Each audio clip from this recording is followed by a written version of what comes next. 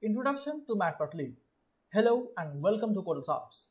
In this tutorial series, we are going to learn the package Matplotlib, which is a very important package for data visualization using Python. What you will learn in this course?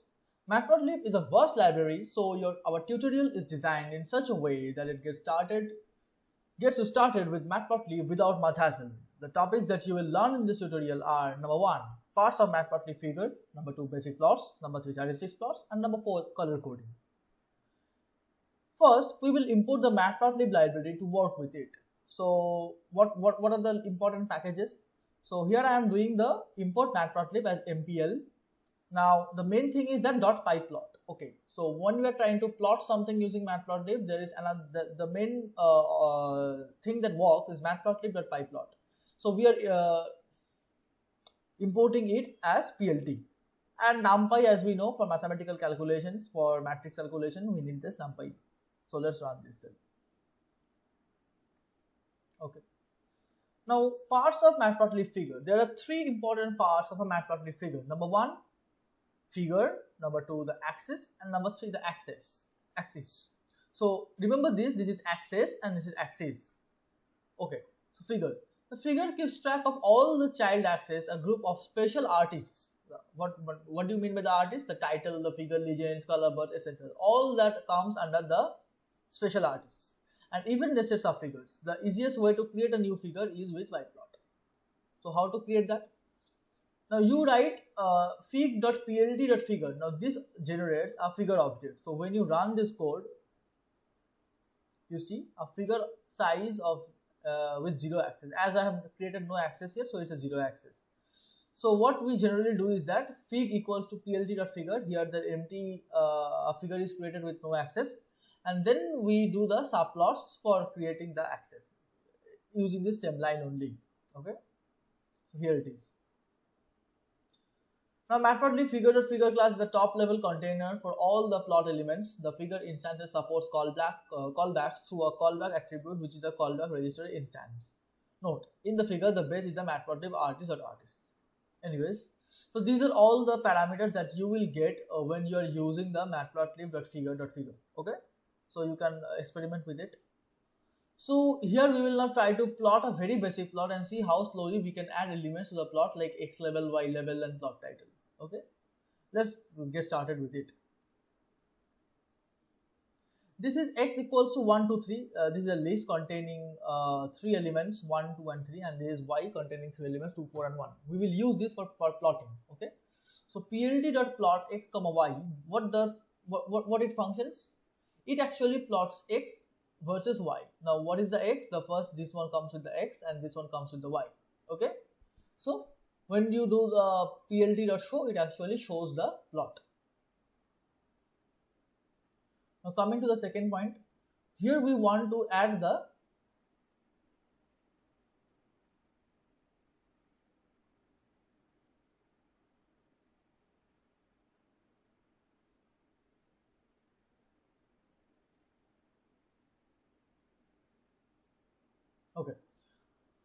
sorry for interruption.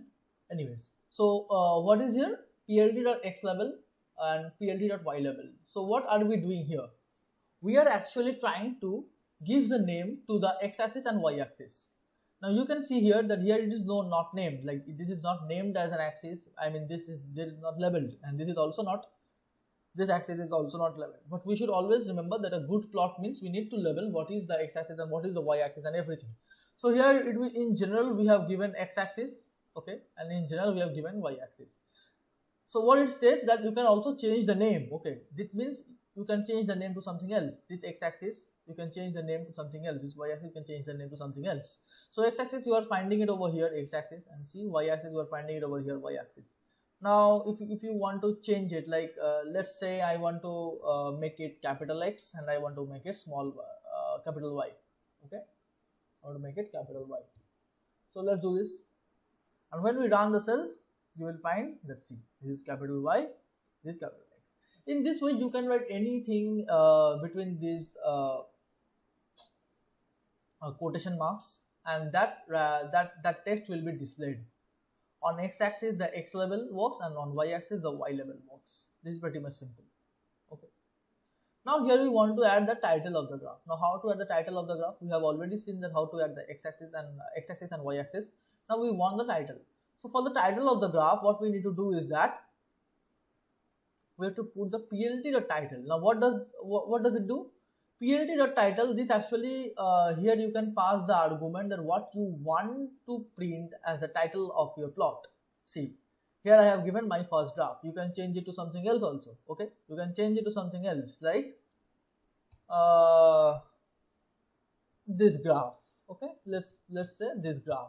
Okay, now when you run this cell, what you will find? It will be this graph. Okay. Now we can also change the font size and the titles and the levels. What we can do? This another parameter of the plt.x level, and also it is available on plt.y level, that is font size. So whenever you change the font size, you can give it to any value. Okay, like see here I have given it to 30. That means 30 is this. Okay, 30 is this.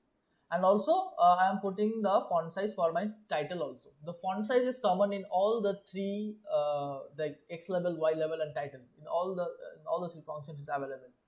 So it's pretty much simple. You just add the font size, you write font size equals to, you give the value. Now it is 30. So you can see that how 30 is, how much big 30 is. You have to actually plot it to see. Now to get the desired, now if you want something that is smaller than this, now let's try to make it say 25. Okay, let's try to make it say 25. And also it is not mandatory that you have to give all these values as similar. Okay, it's not mandatory, but yeah, it looks good if you give the x-axis and y level and the plot title the same font size. Some people also prefer to give x-axis and y-axis the same font size and the plot title a little bit bigger. So let's do that only. I have given 25 and let's keep it 30. Okay, now let's run the cell. Okay, now see, you can notice that it decreases, right? So I want to reduce it a further bit. I want to reduce this further. Let's make it 20. Okay, let's make it 20. Okay, let's reduce a little bit more. Let's make it 10 and let's make it 10. Let's see how it works.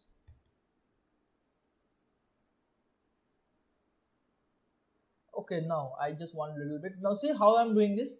I am actually putting the value and I am seeing whether it looks good for me or not. Now it might change for you. Like you might want that it should be bigger for your graph. So it should be dependent. Now I will make it 15. Okay, I will make it 15.